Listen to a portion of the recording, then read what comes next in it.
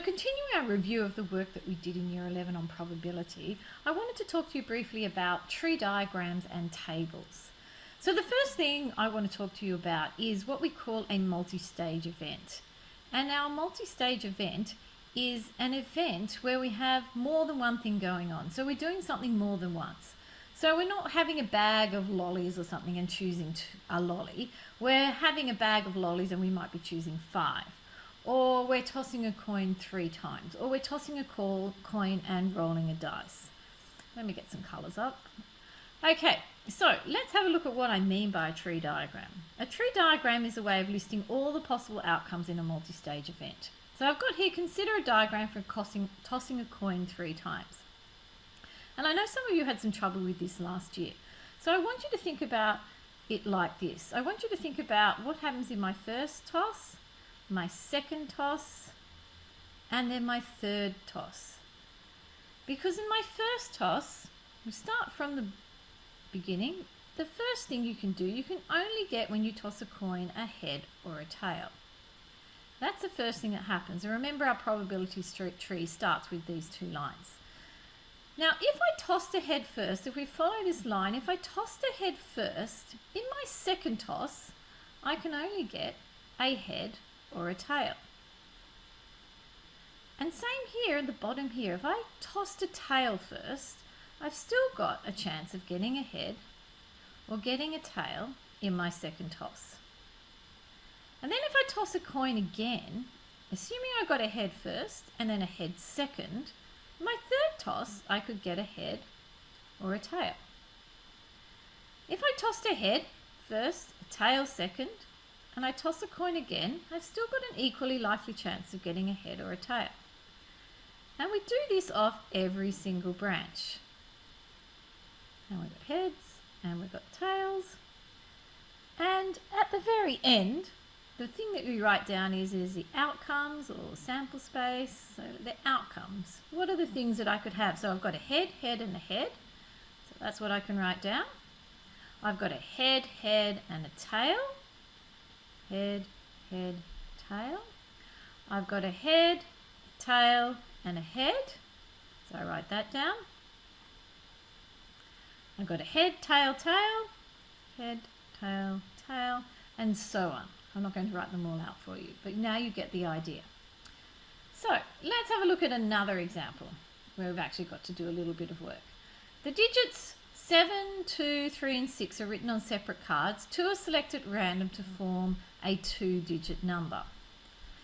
Use the tree diagram to list all possible outcomes. So we need to think about it. We've got my first digit.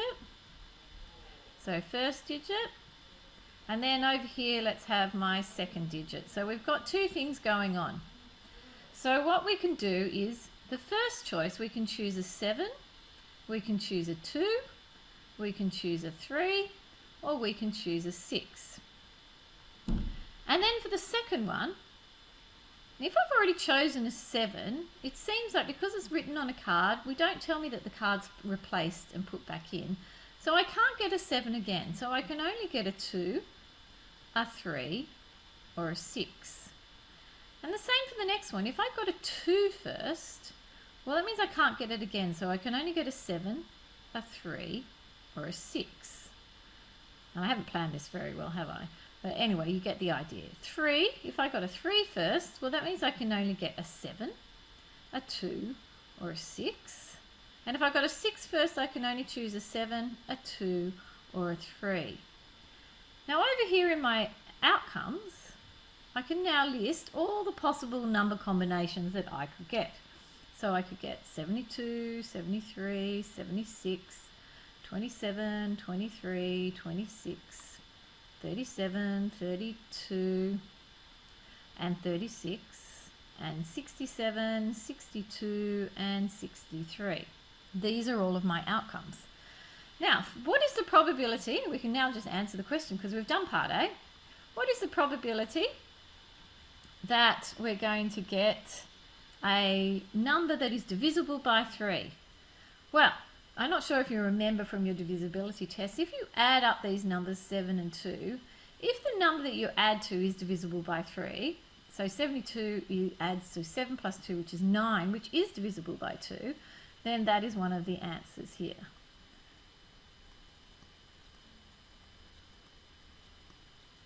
Okay, so next thing, what else is divisible? Well, 27 is divisible, and another one is 36, and another one is 63. So the question being, what is the probability that a number is divisible by 3? Well, the probability, there are 4 ways this can occur.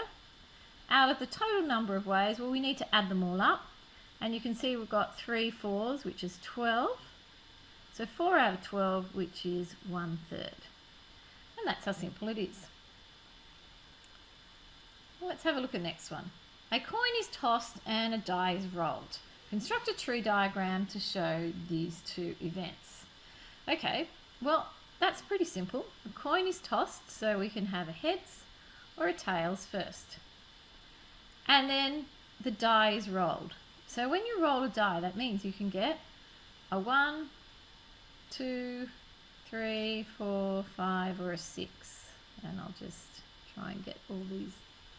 Whoa, some strange things are happening. And 1, 2, 3, 4, 5, and 6. I kind of haven't really done this very well, but I'm sure yours will be much neater than mine. So what you're basically going to get in your sample space is head 1, head 2, head 3, head 4, head 5, head 6. And then we're going to do the same for tails. Tail 1, tail 2, all the way down to tail 6. So if we then look at answering some questions, part B, what is the probability of throwing a tail and a 2? Well, here is tail and 2. So the probability of a tail and 2, there seems to be only one chance of getting that. And what do we have? 6 and 12 out of 12 altogether.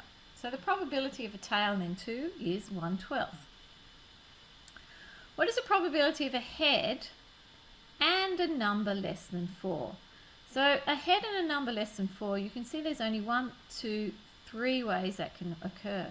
Probability of a head and a number less than 4, and that occurs 3 out of 12 ways, which is 1/4. And there we go. Let's have a look at the next part. For two-stage events, such as rolling 2 dice, a table is more convenient. Well, that's very true. A table is more convenient. So when you get to, or you have to do anything that involves 2 dice, the best thing for you to do is to draw up a table. So if you think about a table, along at the top, I'm going to put the numbers 1 to 6. And imagine that could be my first dice, my first roll. And then down the other side, I'll make that my second dice or my second roll. And I'm also going to put the numbers 1 to 6.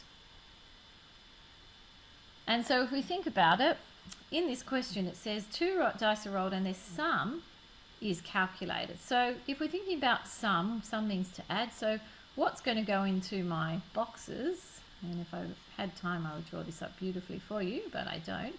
So 1 and 1 is 2. 2 and 1 is 3. 3 and 1 is 4, and so on. So what I was going to do is write these all out for you, but my computer decided that it was not going to do that. But anyway, you can all do a table and list all the possible sums.